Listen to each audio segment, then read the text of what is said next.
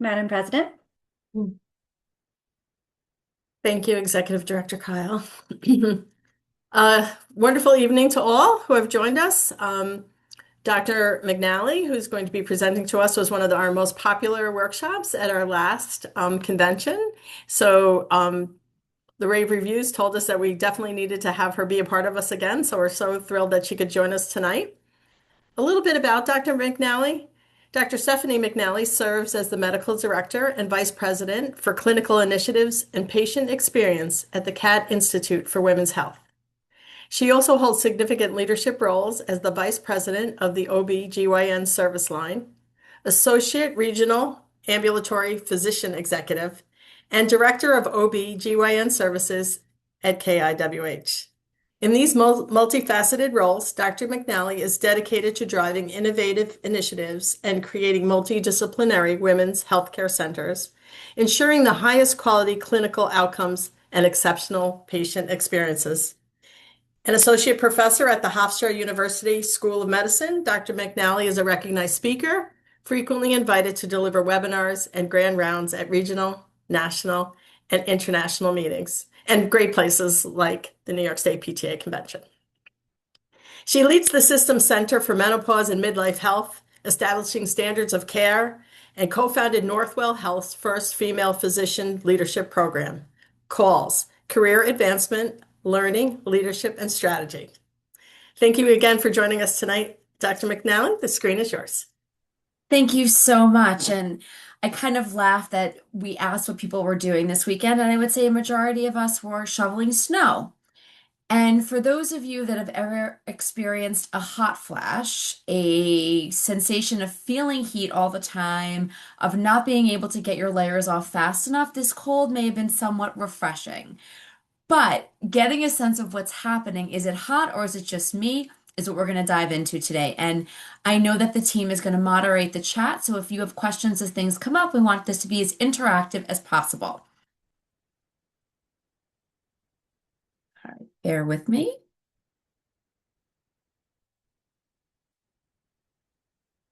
The slides were advancing and now they're not. As Dr. McNally figures that out, I got a chuckle There we at some go. of the comments Yeah. in there, Dr. McNally, about getting to a certain age where your children are checking on you and instead of you checking on your children. So you'll appreciate that. Indeed. And then, the shoveling. Oh, are you too tired to shovel? All right, I'll do it. No problem.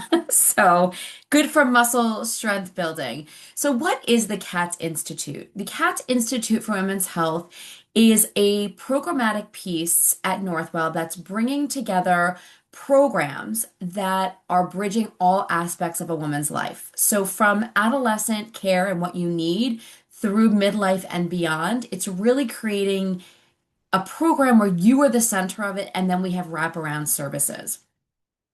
So it's focused on clinical excellence, the care that you need, as well as really partnering with events like this with community and providing education not only to our providers and our learners, but to the community at large. So, what does our ecosystem look like? What does it mean to be an institute? Well, first of all, it's a medical institute. So, we have over 1,000 clinical providers from multiple disciplines, from orthopedics to pulmonology, that understand that women's health is different, that the way that our biology is needs to be treated with different doses, different modalities. So, we're a basic clinical expert team. Then what we do is then we partner with ambassadors in our community. We have education material through our circles that goes out. And actually with our impressions, we have thousands of people that are following us on social media because we're putting out content from our clinical experts that's based in science and fact. So at your fingertip, you can get our latest updates. And you can follow us on many modalities. Some of us have independent accounts and also partner with our institute. So we are the number one health service in the region when it comes to the institute. And by the numbers, we take care of the most women in this space. We have bricks and mortar locations. We have virtual options. So for wherever you are in the New York State place, we can potentially take care of you through one of our many, many programs. And look at this impressions, these digital campaigns, how we're giving content to our community based on evidence. We have classes in wellness. And again, these partnerships are where we can really amplify the information and help with those gaps in understanding because a social media scroll only gives you so much. So, across this, chills, hot flashes, sleep, depression, mood, ovulate, irritability. These are the word clouds that many of you are familiar with, whether it's for you or a family member close by. So we're going to go through a few things. What is menopause? What are the role of your hormones? And a lot of times we focus on hormones as just sex hormones, what our ovaries make. But hormones are also made at other parts in our body, and it's how they all interact. What are some of the symptoms? I gave you a little bit of a teaser, some options, and then what are the screening for you as a woman in totality? So menopause is that transition from a reproductive, if you choose, to a non-reproductive state. And we spend a majority of our lifespan after the last time we have a period. According to about 6 years ago, the data shows that 62 million women 50 years or older are living in the United States. So this is a lot of people affected, both for personal and family and professionally. How does it affect you professionally? Look at the number of days lost at work because of menopausal symptoms. We're going to go through those symptoms, but there is an impact to you in your schools, in your homes, in your jobs, and in all of the facets of a woman's life. It costs productivity. And again, each day, 6,000 women are going to hit this target. As we're living longer and our health span expands, and then about 10% of these women are experiencing it at an early age before 45. So, kind of leading the witness. Menopause begins at 50. Fact or fake? It actually doesn't. Menopause means 1 full year, 366 days without a period. That's if you have your uterus in place and you're not on any hormones or medications that stop you from having a cycle. And the average age in the United States is 51 to 52. We consider it to be early if it's between 40 and 45, and it's premature if it's under the age of 40. Now, this perimenopausal period can be anywhere from 2 to 7 to 10 years. Most of us in our 40s having this erratic change in hormones that leads to the symptoms. So as our brains, which create hormones, trigger our ovaries, which create other hormones, this out of cycle loop really is what's contributing to that cessation of the period and then the other symptoms. Now, what I want to also point out is that for some women, especially Black and Latina women, you may have an earlier menopause on average, and the symptoms leading up with hot flashes may be going on for almost 10 years, and that transition period longer.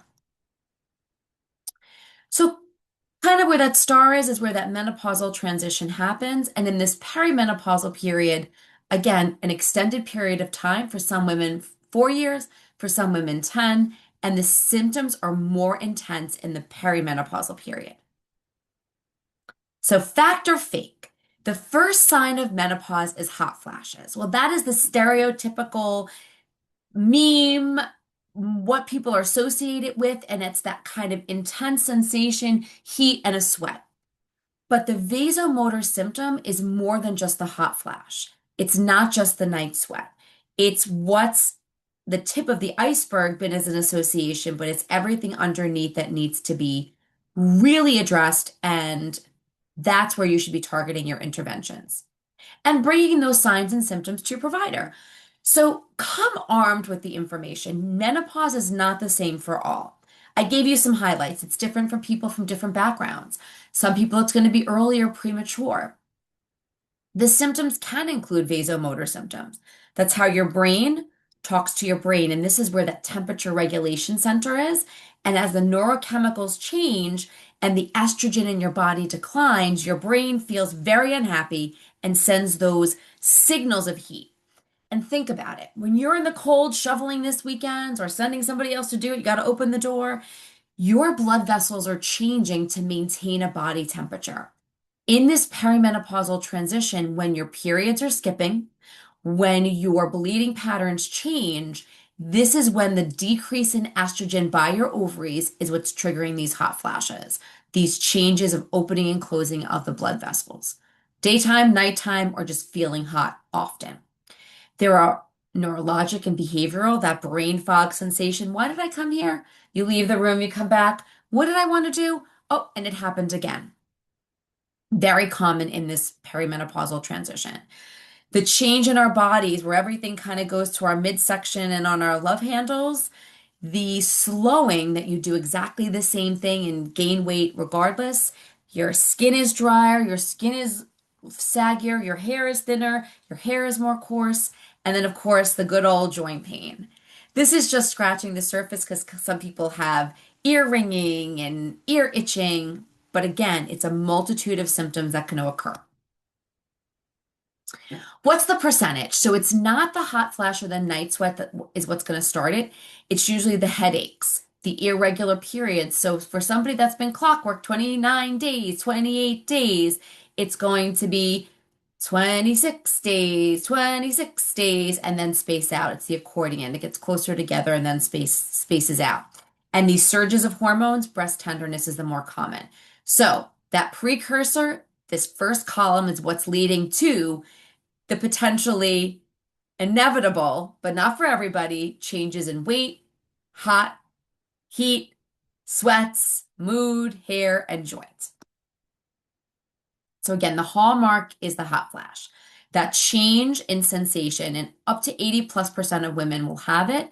And they're described as mild, moderate, and severe. Mild is, oh, I feel hot, you go about your day. Moderate is, oh, I need a minute, I just need to cool off, but I'm still okay. So you have a sensation, you keep going. Moderate, you have a sensation, you need to stop. And when it's severe, the whole world needs to shut down. You are that woman in front of that fan. You are that woman that's opening the door and it's 1 degree outside. It can occur at any time, or it can occur with triggers. And some of the triggers, look at that first column, those buckets. Who does not have stress? Who doesn't like spicy foods? Caffeine and coffee are the hallmark of all of our days. Smoking and alcohol are also triggers, and some of these are modifiable risks.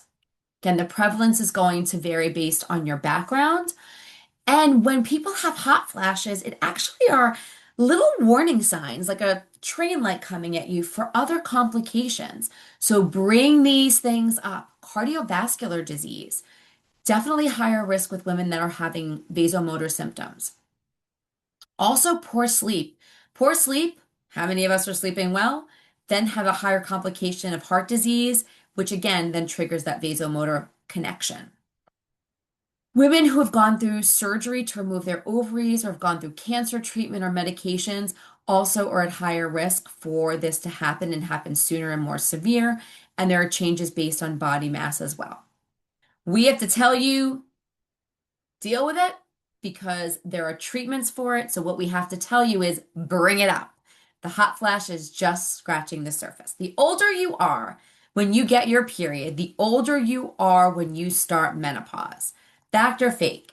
And usually if I was in the room and what I did at the event, which thank you again so much for including me, we had people raise their hands and I have to say everybody got 100%. So you guys were A plus 4.0.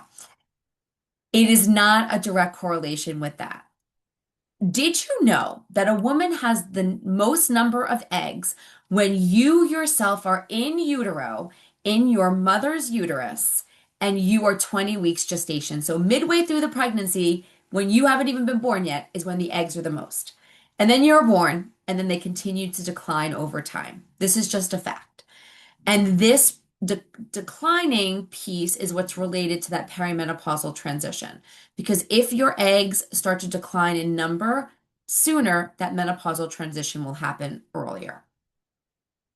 So what are some determinants? I told you about some modifiable risks with caffeine and stress, alcohol, smoking. These will impact more positively by stopping that you'll have less hot flashes and not as hard of a menopausal transition. So the modifiable is there, but then there's some genetic risk. Ask your family, when did you go through menopause? That will give you a sense. Prior surgery, like we talked about, your ovaries are where your eggs and your estrogen are made. when they are removed or when they stop functioning earlier, you will have earlier menopause. Autoimmune diseases. Women are 7 to 8 times more likely to have an autoimmune process. So if that's the case, you definitely want to make sure that you're connected with your physician about that. Anxiety and depression. Women who have these underlying behavioral changes have worse hot flashes, worse sleep. So targeted interventions are going to be about treating those first two things to help with the other downstream. Medications, like we said, early age at first period is associated with an earlier menopause. Also, choosing not to have children also puts women in an earlier menopause. All right. After menopause, your body doesn't produce hormones. Okay, Dr. McNally, let's Yes. use the chat on this one. Yeah. I And can't see let's, that. okay, so read Okay. the question and let's everybody type in the chat if they think it's fact or fake. So read it again. Okay. So and I love that we're going to get it more interactive. At, oh, hold on. After menopause, your body does not produce hormones. Okay, I see a lot of fakes coming in.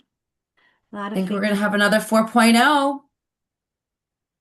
Okay, so I would have said fact, so I would have failed. No, well, no, everybody's is a learning opportunity, so not at all.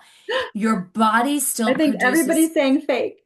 it is fake. So let me get to my forward. Okay. So your body is making, and then we'll pause with the next question too, Kyle. I love this. Estrogen and progesterone are the predominant female sex hormones made in the ovaries, but your body's also going to make other hormones. And I love this graph. So if any of you are around pubertal children, you have relatives that are in this age, the up and down, the erratic nature, you never really know what you're getting into, whether you're in the classroom or in your home. Look at what happens to us during our perimenopausal transition. It's that same up and down with estrogen, and then it really does decline. This is what's leading to all of the symptoms that somebody's having. But your body's also making other hormones that are connected to metabolism, things like leptin and ghrelin. Your body's also making neurochemicals in the brain, things like serotonin and dopamine, which really impact our overall health. So, though the ovaries are not making what they had to do with their progesterone and estrogen, other body systems are making hormones. The one interesting fun fact is that testosterone, which is on my little checklist here, is not only made by the ovaries, but is also made by the adrenal gland. So testosterone levels are still going to remain at a steady state after the menopausal transition because your body is compensating. And actually, past the 70s, you actually may have a higher level of testosterone in the future. That does not mean that we're changing all of our outcomes or our sexual health piece, but those ratios do evolve over time. So, estrogen, like we talked about, related to eggs, fertility, temperature, fat, mood, cognition, sleep. Progesterone, mood, cognition, sleep, libido. Progesterone, again, sexual response, testosterone. You see how all of these things are connected. And the dopamine, serotonin really is that mood, cognition, and sleep. So if somebody comes to me and they're telling me, I'm not feeling myself. I'm feeling rage. I'm feeling irritable. I'm having hot flashes and I can't sleep. Targeting that piece with a neurochemical medication may be the best option. All right, Kyle, here we go. The only way to get through menopause is to take hormones. Well, of course, it's going to be dependent on who you see or what you read. Fact or fiction? Hattie, what do you think? I said fake this time. I think everybody's saying fake because you Uh, could probably tough it out, right? I'm just going to go fake, I wish. I don't know. It is You're fake. gonna laugh when we're over. I'm gonna read you without naming names some of the texts I'm getting from some people online about this. They're like, "Oh my goodness, my mind." So you're Oh, gonna yeah. We'll have to yeah. talk about mind, and we're happy to navigate anybody for virtual care because hormones are a big part of it, but it's not the only answer. So I want to take you to the blue box. MHT is what was used to called HRT. Hormone replacement therapy is now called menopause hormone therapy. That is a mainstay treatment with incredible efficacy.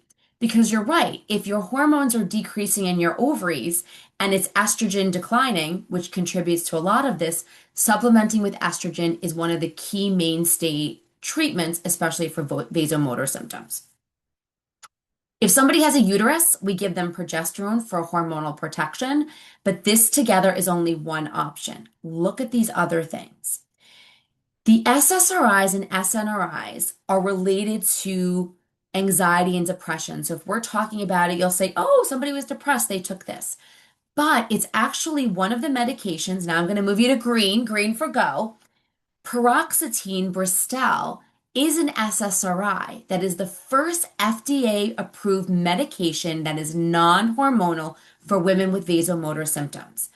So by targeting that area in our brain that says estrogen is down, now I'm feeling low, giving back some of that neurochemical to that area, especially by where that thermoregulation hot flash center is, actually will combat hot flashes in up to 40 to 60% of women.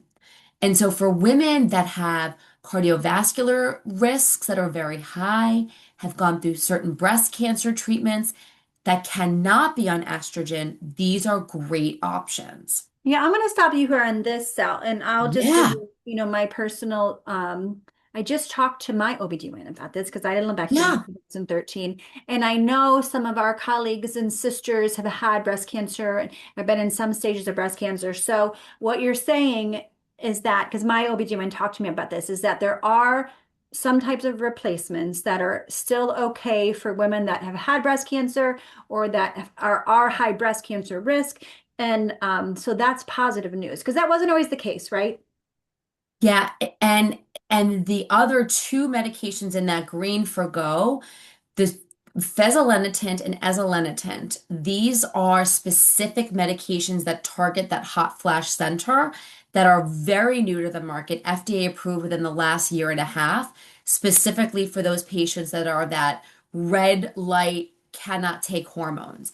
And when we're talking about hormones in this space, want to be really specific, and I when I give the lecture all the time, definitions matter. This is for systemic treatment. Treatment for vaginal and vulvar health is different, where even for women that have gone through breast cancer treatment, if they're not on specific medications, may be candidates. Please speak to your physician or find somebody who's comfortable in this menopausal space. But systemic is not the same as localized vaginal estrogen treatment.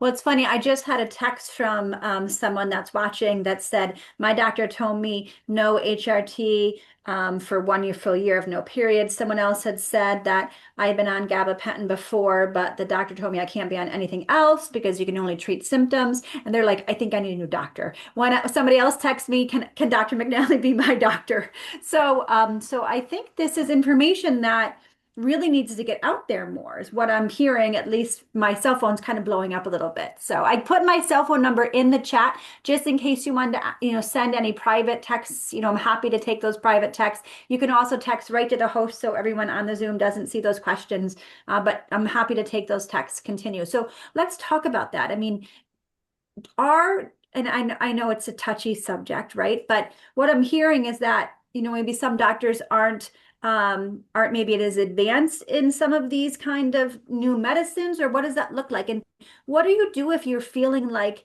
there's another option out there, but you might not be getting the right advice? How do you go about that?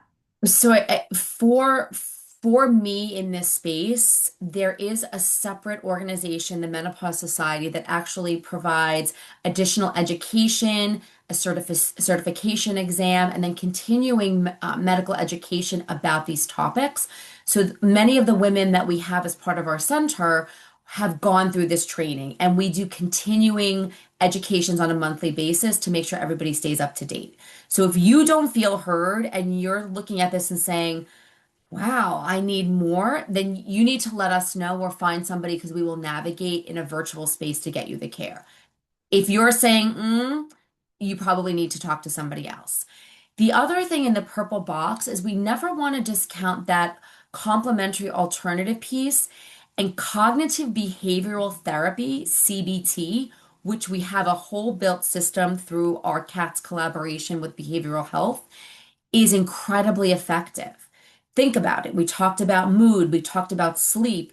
These techniques with mitigation actually can improve this, and then the vasomotor symptom follows in suit. So this is not a one and done type of situation. There's a lot of help and a lot of hope. And acupuncture has also been well studied in this space. So just scratching the surface. And I wanted to bring this up as the green, yellow, red light of who can and cannot be on it. And I do want to focus on this breast cancer component in the right bar because the newer data is about patient communication and patient-centered care, where I do have patients that have been triple negative, that are in their 40s, that are DCIS, that are LCIS, that do wind up on systemic hormone therapy after intensive counseling, evaluation, genetic understanding. So I think, Kyle, what you're bringing up and you must be getting text messages about is that this is not a one size fits all. It's about putting all the pieces together. And the cardiac risk is another thing that we do evaluate regularly. And just do me a favor, because I know acronyms are sometimes hard. We do it in education too. Tell us what ASCVD is, CAD, and PAD. Okay, so I'm going to not even break it down. I'm going to say this is your cardiac risk assessment. So it looks at coronary arteries, peripheral artery disease, and really by understanding who you are as a human, your blood pressure, your medications, your cholesterol panel, have you had additional imaging? What is your lifetime risk? And if there is an occlusion or some type of blockage, you may not be the right candidate for systemic hormone therapy. And in this world of scrolling and help and supplements, again, we talked a lot about modifications in lifestyle. Exercise helps, nutrition, sleep. Again, if somebody doesn't sleep because they're up all night sweating, we've got to find that right intermediary. And when we say there's no current evidence of efficacy, this means that there wasn't a big study proving that plant-based things like soy or black cohosh make a difference in big studies, but for some individualized care, I do add some of these to help people. Again, knowing your whole health history. We're going to make sure to, Kyle, that you and the team get this integrative menopause information, the center information. We have some guided imagery. So all of these things we can actually offer in a virtual space for women looking for that additional high-level care. And across our entire platform, we'll be able to help navigate patients. In the last few minutes, too, again, we separated the systemic estrogen, but many of us are having genital urinary syndrome of menopause, GSM, where vaginal dryness and changes really impact our overall health. I love pictures. So if you look at A and you look at B, the thing to focus on is that top darker purple, where there's a lot of thicker tissue on the B as opposed to the A. B is what is occurring in a reproductive age, and when women hit menopause, that tissue thins. So when that happens, your body's ability to hold hydration, to balance the pH, to feel more lubrication and enjoyment is going to decrease. So when we're talking about what we're doing for women in this space, lubrication, hydration, estrogen, PT. So those are the four pillars, and we can break it down again of what we want to give you as techniques to go to your provider. I feel dry. Sex is uncomfortable. I need additional intervention. Lubrications are as needed. A hydration suppository, you put hydration on your face and your hands. The vaginal and vulvar tissue also do really well with hyaluronic acid hydration. Localized estrogen or precursors to testosterone. So we've got hydration, we've got lubrication, we've got hormone therapy. There's another oral medication. I'm not going to get into much of it, but we'll bucket that into a hormonal piece and then pelvic floor therapy. Many of you may have heard of vaginal laser treatment, and there's no proven evidence that makes a difference. So always buyer beware before you approach something. You want to make sure that you have the information from a trusted scientific source. Okay, I know everybody's going to say that this is fact, so I'm going to lead the witness, and you don't even need to write it down. Weight gain is inevitable in menopause. It is not, but there really is a significant hormonal shift, not just because estrogen declines, but there's changes. Now, look at that top thing where hormonal changes make us crave food and not feel full. So think about it. As our estrogen does decline, that's one hormone. Other hormones that make us feel full go down. So now you're hungry all the time. And then the hormone that tells us to eat goes up. So not only are you not feeling food, it's telling you to eat more. So this is part of the contributing factor to weight and metabolic changes. And why do we put weight around our midsection? Because in our bodies, our fat actually makes a variation of estrogen. So our body's looking for other places to compensate. Now, estrogen therapy and HRT do not fix weight, but it's about understanding what we need to do, that our hormones are changing, and ways to kind of quell the food noise are really important. There are some supplements coming out more in the literature that could be helpful, not just the GLP-1s, which I'm sure we'll have some questions about that, but really understanding that the physiology is changing. So if you do the exact same thing, the exact same time, it's still going to slow your metabolism. I am begging you, and on my consultations with patients, on our social media, protein is really important. So if you're going to start exercising, you want to build your own body's lean muscle mass, weights, resistance bands, doing it with the appropriate skilled person so you don't hurt yourself. But by increasing lean muscle mass, you want to then help, and that will burn calories. So the more lean muscle mass, the easier it is for you to maintain and lose weight. You also want your protein to be appropriate, about 1 to 1.5 grams of protein, whether it's coming from animals or plants, per body kg per day. I'm going to repeat that. 1 to 1.5 grams of protein, wherever the source may be. And I will be posting and collaborating with Katz on National Protein Day, so look forward to my little cheat sheet of what you should be doing on a daily basis, and that protein helps you maintain that lean muscle mass as well. With this increased weight is morbidity and mortality, and so we don't want that downstream with the cardiovascular and metabolic changes. So a few things that we know happen, and how we quell the food noise, maintain good caloric balance, exercise, weight management is also very important. But it's not inevitable. So if you know going into this time frame that your body's going to want to create more foods, the psychology of food and how your body tries to fill itself with all of those proteins and make sure you're hydrated, this gives you that feeling of fullness. And it's not easy. It is not easy. It is not easy. But weight gain is not inevitable. And it's not only about what's on the scale, it's about how you feel and how your clothes fit.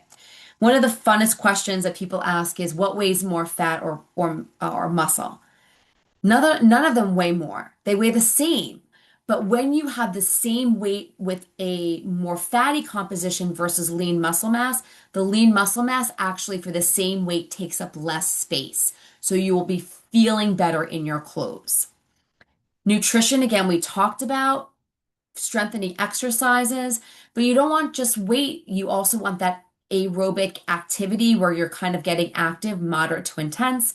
I love watching people walk around the buildings together, of course, not in this weather, little exercises that they can do. And doing it with a team keeps you motivated. Taking walking meetings when the weather's nice, that's a great thing to do. I share an incredibly big open space with my colleagues, and I'm usually bouncing back and forth, getting my steps in. All right, Okay, I'm Kyle, gonna should we ask I'm this? gonna stop you for 1 second. Go back Yeah. one slide because we have a bunch of questions that just came in and probably good for you to answer them now. Yes, Ashley and let's do Megan, it. So some questions. A great question. What's the best protein to consume? And how many times a day should I have it? Should it be used as a meal replacement, or are we just eating more, protein as a meal? So that's a great question coming in. So incredible. So you'd want to space that protein out a day. So again, take your body kgs. You do that by converting your pounds into your kilograms, and then you get an assessment. Now, if you're more active, you're going to add your protein a little bit more. So if you're doing a strenuous exercise, you may be targeting 1.5 to 2. Please, again, always check with your provider because some women with kidney issues may not be able to be on this much protein. But for the general population, you can get a lot in chicken or fish. There's various plant-based proteins, and you want to space it throughout the day. So now, if you take your weight and you know you need to get 80 grams of protein, you're going to consider your breakfast, your lunch, an afternoon snack, and then a dinner meal. If you're not going to hit that target, that's where considering like an organic or plant-based protein supplement may help. Just be cautious of some of the protein bars because there could be a lot of sugar in it. So you want something that has a high protein in content, but a very low carbohydrate balance because those are not great for you as a regular part of your meal. You want to get it in foods. Great question. And as you thought, a couple questions came in to my phone on GLP-1s. Yeah. Um, and do you recommend, or let's talk about GLP-1s for weight gain during menopause? What does that look like? So the GLP-1s are revolutionizing the health space. They were first marketed for patients with diabetes and insulin resistance. And then now, when we're talking about adding it to somebody's overall health, cardiovascular risk is one of the other components, as well as body mass index, for reasons why somebody should be put on a GLP-1. And now the new oral medication has just been approved as well. So a direct correlation of GLP-1 for weight loss is not what's currently being used. We're really not recommending compounding, which means a pharmacy just kind of puts something together and they give it back. We want to do it something that's regulated. And so for this weight component, it really is not just the absolute number on the scale, it's those other factors and comorbidities for risk reduction, why you would be put on the medication. And then it has to be done in a whole process with nutrition and exercise because the GLP-1s don't know the difference between fat and lean muscle. So people will lose that good aspect of health, and then we have to manage other side effects in that arena. And there's also a huge part of the GLP-1s with GI side effects, liver, pancreas. So it's not a cure-all. It's not what we're prescribing as our first line for weight specifically, unless there's other factors that need to be addressed. And we're doing this for each person individually. Yeah, I think that's helpful. And I think a lot of PTA knows I went on Wegovy for health issues. I was obese. My BMI was, I was 220 pounds and 5'4". So I was very high BMI, but I have some lung issues and some liver issues and kidney issues from some other health related issues. And I lost 75 pounds.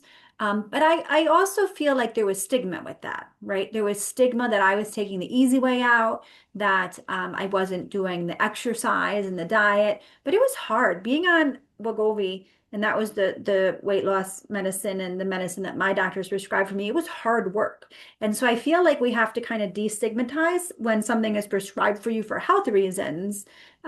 Still feel like there carries a stigma with some of the GLP-1s, and I'm sad about that. I I'm overwhelmed with how open you are, and this is a conversation that I wish every woman, every family member heard because there is stigma, which is wrong. And for many people, that health factor comes first, and that's why I said we put in all these categories of who should start it, why they should start it. But it's the other downstream that you have to still do the exercise, the nutritional It was component. not easy. I mean, I was, doing my protein goals, doing my water, portioning, not eating certain foods, cutting alcohol, cutting fat, cutting carbs, doing all of the things to make sure I was eating a healthy lifestyle because a lifestyle change. And I know many of my colleagues and women and men and were doing those things, but it does make me sad that there is a stigma with them. And then I would think even the stigma is it's so part of our culture now that it's kind of some people are using it when there's not those other issues. So for people that really need it, then kind of that the shift and what you'll start to see too in the adolescent space is this body image issue that's going to potentially arise where people are using it more for body. And I'm all about feeling good in your skin, but are using it and then you're kind of pushing the limit of the use of it. And then you're kind of going to a place where you're not healthy and you're not in your skin because Agree. you've pushed the scale a little bit too far. Agree. Agree. And I know what we have another question that's not weight related, so I'll let you go Mhm. to the next slide and we'll get back to some more menopause questions. Yeah. All right, this is the last question. The only screening I need in menopause is a mammogram. Fact or fake?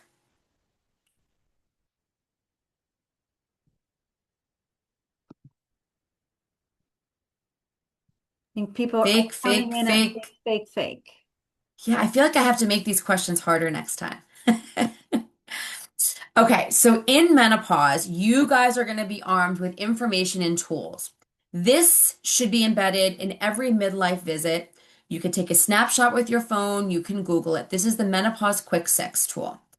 And you're When going you to get look your at this, phones out, but we're going to send you this and post this on our website. So yeah, get your phones out to take a quick picture of this, us ladies. and I know, say, and they can Google it because it's a validated questionnaire. And when you look at this chart, this is everything summarized that you can come with to your physician and ask about this if they do not ask you. Period changes, again, that's one of the first signs. Hot flashes, ooh, well, if you're up all night and you can't sleep, guess what's going to happen? You feel fatigued. You have that daytime drowsiness. You haven't slept. Poor sleep leads to cardiovascular issues, leads to less patience, leads to mood changes. You see, it's all connected. That GSM, that vaginal change, bladder incontinence issues, sleep, and mood. You cover all of this, you're going to have a very comprehensive midlife visit. Our providers do this. So you need the screening for the 4Bs. Breast imaging, that's one that we're most taught about, most talked about. We have an activation for every Can we October just go breast back to cancer. the last slide? Yeah, A bunch of questions that came in on the last slide. yeah. This was great. How do I know if I'm having a premenopausal hot flash or not? Is one of your questions. So how do you know if you're having a hot flash? Well, I got a bunch of texts earlier about their hot flashes and they seem to never go away. This person was on a hormone replacement patch. They upped the hormone replacement patch. They're also on progesterone. They're still getting hot flashes. You know, this person in the chat says, well, how do I know I'm even having a hot flash? So how do you know? So it's And do going to they be ever go different. away? I guess, do they ever go away?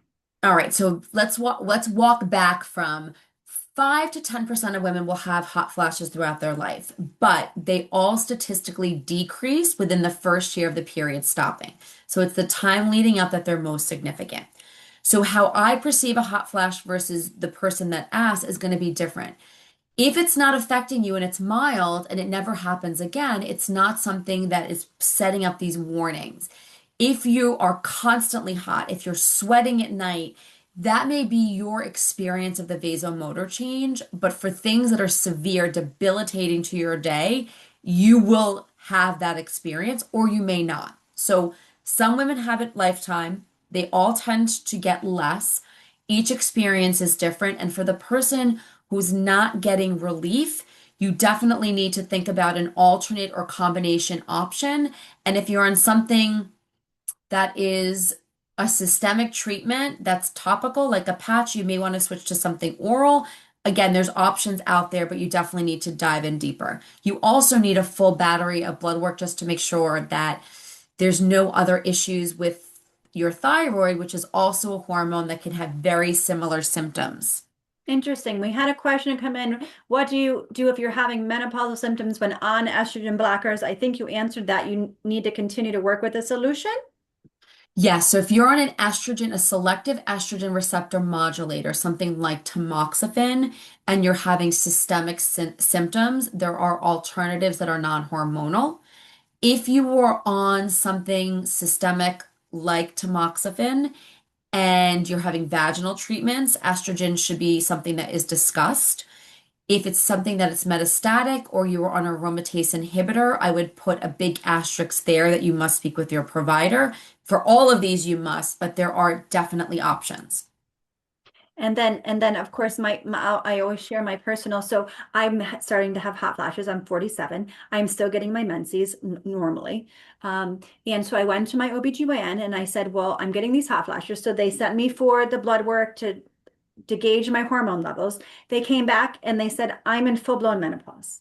But Yeah, I'm still well, but I'm still getting my menses. So how is that possible, right? And I think there's a lot of women maybe like me. I don't know. there definitely is, and it's the erratic nature. And I have this really cool slide about where people are during the natural cycle, up and down, very nice. But in the perimenopausal period, you're never getting back to that baseline level of hormone. So it's very much out of whack. And so the hormone values vary too much in the perimenopausal period. Blood work is not helpful. We use the symptoms and the Okay. treatment of those symptoms as the tool, not the blood work. And that's great to hear. And then, because this goes my next question, which is the next thing. And again, I'll use myself because we are all, women and talking about this. We have to talk about this. We're in destigmatized Absolutely. talking about menopause. I often find myself, and I don't know if you guys all do, raise your hand or put it in the chat, running to the bathroom to have to urinate. And sometimes I don't make it. I mean, I don't make it. And I'm just being very honest. I talked to my mother about this and I said, Mom, I don't make it sometimes and I have an accident. And she was like, oh, that's why I wear panty liners. And I leak. I just leak. And it's not when I laugh. Like I know to cross my legs when I laugh now, but like Yeah. it's just other times during the day. Funny, you see me running in the PTA office like a crazy person. I see a lot of people chiming that this is common. What can we do? Boys are a friend. Yes, I get embarrassed. I don't be embarrassed anymore. I literally like it is a part of my life. I am Yeah. leaking urine. I don't know what to do. I've had a child. It's a part of, I think, what we're doing, but something we should talk about. Somebody doesn't drink water. Don't dehydrate yourself, my friend. So, what do we do about these things? So there's multiple reasons why women have incontinence, and this may be a great topic for future collaborations. But the stress incontinence is the laugh and sneeze, but this is something that may not be the ideal for a virtual because you really want to see somebody that's going to examine you, assess any pelvic floor weakness on an examination, and then there's a specific urodynamic testing that they can put a catheter in your bladder, tell you to pee, have you stand, and actually measure how much is left. So for those women, I'm Interesting. So included. there's tests they can do There's to tests that can see be if it's like done. normal or not normal. And Kegel exercises are only part of the process, which you literally squeeze behind the vaginal tissue towards the rectum and you hold it for about 15 seconds and then you release. And you can do that about 10 to 15 times a day. That will help strengthen, but it doesn't fix all the problems. So, definitely something worth seeing a specialist for. I'm getting more texts. I see yes, pelvic floor exercises. I forget to do them. I'm seeing, well, a text. I can't cough or laugh or get scared. I can't move quickly. So these are the texts I'm getting. I can't even, so it's so funny. So this seems to be like a common problem of women our age. Yes, and the fact that we talk about it is going to help because, again, it should be that there's acknowledgement, diagnosis of what type of incontinence it is, what are the exercises and tools, things that we're working to get to a woman's fingertips, but definitely an evaluation needed. You didn't realize you're going to learn all of this about all of us, did you? It makes it for a much more interactive and memorable type of Yeah, at least, I mean, I situation. think people need to know when we talk about these issues, you're not alone. And I always felt No. alone in this process until I talked to my girlfriends, I talked to my PTA family, because PTA is generally, a lot of women, and we talk to each Yeah. other and we say, is this happening and this happening? We're fortunate in PTA that we have each other. But I don't think all women have that, in family and friend base and colleagues that in solidarity we can have an Yeah. open conversation where to have that support. So I'm so glad you're doing this. Okay, continue. No, I am thrilled. And I went to do a sit up the other day. I'm like, nope, I'm out.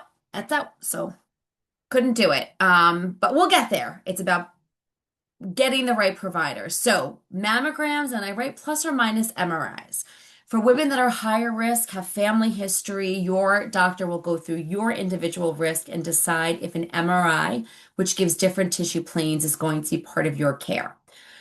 We're entering Go Blue month, March, colonoscopy. If you are 45, if the person in your house is 45, this is the latest you need to wait to start your colonoscopies.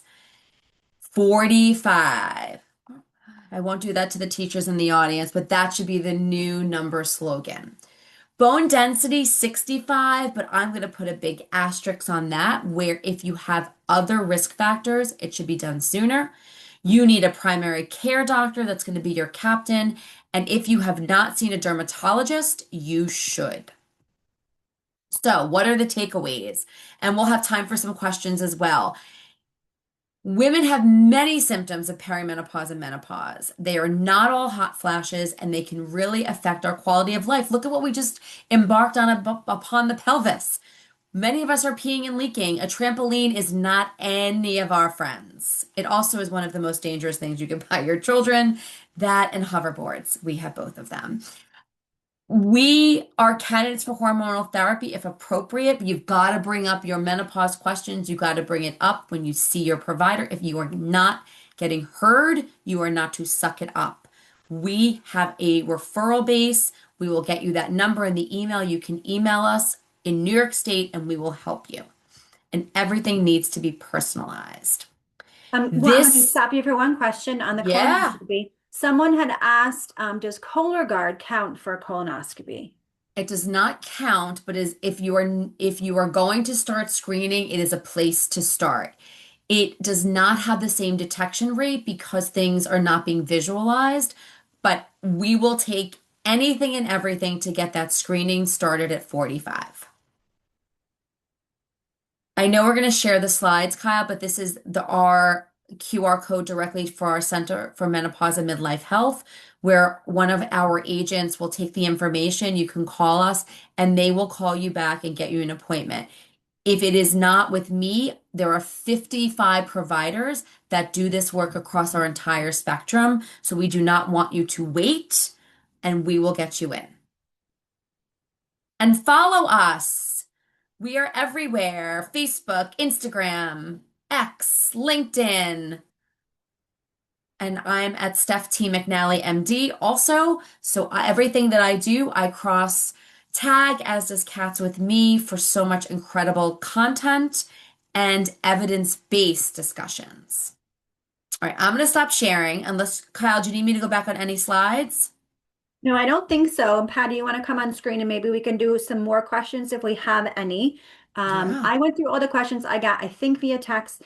So many like, oh my God, this is amazing. This is amazing. I think we got all of the questions in the chat, but we do have some time. And I yeah, think the one big takeaway that is we really have to all talk with each other and really talk with our providers about that holistic care. Patty, yeah. what are your thoughts on all of this? I certainly agree, and I certainly have been in PTA for a very long time.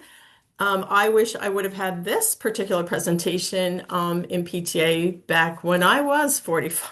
I think life would have been a little bit different, but I hope that everybody feels some value of either one part or all of it to go forward with, because everything here was manageable, and know that you have friends somewhere that are also going through the same thing. So never hesitate to reach out. And we're perpetuating, right? You're in the education space. So if we start to educate people throughout their life journey, it just becomes part of our everyday. And even just changes in the medical school education, residency, it's going to take time, but this is how we start. Dr. McNally, I'm just going to put the QR code up on my screen. I've gotten a couple requests for this QR code again. Can you Yeah. guys see it? Is that QR code up on my screen for the Menopause Center? Yes, Okay. yes. That I got a couple texts. I actually just literally did it. It took 30 seconds and I requested an appointment. So, um, and what we'll do too is I'll put in the chat the email because again, you guys are busy and it's so hard to wait online. What you will do if you email menopausecare@northwell.edu, our agents, and just put in that you were on this webinar and that you want to get the next appointment because we'll keep track of your names as they come through and we'll make sure that the providers that you do get scheduled with have a connection to the PTA, and we will kind of take it from there for you. that's great. I think that QR code's on the screen. So if Yeah. someone can copy that email for me so we can send it out, that would be so great. And we do have time for a couple more questions. If anybody does have questions, you can text me if you want to do that and don't feel comfortable putting them in the chat. That is always Oh, welcome. brain fog. Now that I'm not sharing my screen, everything's popping in. Yes, brain Oh, fog is completely related to menopause. So in this perimenopausal transition, there is a decline in, and if you look at graphs and studies, there is a decline in our ability to find words, so that word recall and the quickness of our responses. This does bounce back, so it does not mean that you are on the road to dementia, but that brain functionality does slow with a bounce back after menopause. Medications like gabapentin, which is a medication for nerve but helps with hot flashes, actually may also be contributory to that brain fog. So you have to be careful with that. And also, if you're not sleeping, your ability to function is also going to be compromised. So it may not just be perimenopause, it may be the fact that you're up peeing all night, that you are up sweating all night. So if you're not getting that 7 to 9 hours of sleep, waking up 1 to 3 times a night is actually considered normal, but you should fall asleep within 10 minutes. So think about that too. So if you get up to pee, it's okay, but you should go back to bed. And if you're not, that's also compromising and causing more brain fog. everyone who knows me knows I am up all night and I email everybody when I'm awake. So that is maybe why I have brain fog all day. Gotta go to bed. So there's another question that came in. How do you work around educating people to remove or decrease the stigma around early diagnosis or early detection for really any health issue? That's a great question. Yeah, and it's not one that can be answered with one phrase, but I would say let's use today as a perfect example. You destigmatize by talking about it. So if it's out in the open, and this is where the celebrity factor has been great for menopause, that when you're sweating on stage doing something that's recognizable, that becomes more mainstream and then the conversation opens. I mean, the best thing would be if somebody, peed on stage after something, then we can talk about urinary incontinence. Not wishing that on anybody, but these are the things that help destigmatize. And the more we talk about it and the more that we're comfortable in that space, that's the only way that the change is made. And if you bring it up to somebody that makes them uncomfortable, they don't know you got to find somebody else that's going to help you. Agree. And I think that's the same thing with mental health. I think that's what we tell parents all the time. We have a fantastic mental health task force. I know Patricia Jenko is our chair along with our mental health specialist, Shona Mold. They're kind of doing that work together with our great task force. They had a meeting the other night and they talk about destigmatization, certainly of mental health. So same kind of concept, right? When we talk about mental health more, same thing we talk about menopause more, we're going to continue to destigmatize those And concepts. it's so interesting too because I do prescribe a lot of SSRIs, SNRIs in that mental health space for menopausal symptoms and the overlap. And one of the first things people will say is, "Well, I don't want to be on those medications." I said, "But if I just told you that the neurochemistry of your brain is changing and it'll rebalance and it'll help all of these things, we have to reframe the question based on facts." Yeah, and I think if you know you're not alone, I mean, when we talk about mental health, I always tell everybody, I have two diagnosed mental health conditions. And it's important that we talk about that. There's nothing wrong with that. It's important that I went and I got help, and I actually have to get back into counseling. And I know Carol and Kim and Patty and all of my colleagues are so supportive of that. So I always appreciate that when I'm having a bad day, they can tell, and that I need like a little extra support those days. And when we talk about our own mental health or our children's mental health, there's nothing wrong with that. The same thing here. Who would talk about peeing our pants tonight, right? But we all talked about it, and we all said half of us are having, incontinence issues. And so when we talk about those things, it makes it more comfortable to know that you're not alone. And I think that's part of the battle. 100%. And even there's something called health first aid. And I don't know if you guys implement that where kind of the team does a check-in in the morning. Are you green? Are you orange? Are you red? No, And where are yeah. you? You do that too, Patty? No, I like that. I wish I had somewhere to do that. It's a whole program. And We'll have to look again, at that. it's great just to say my check-in, my color today.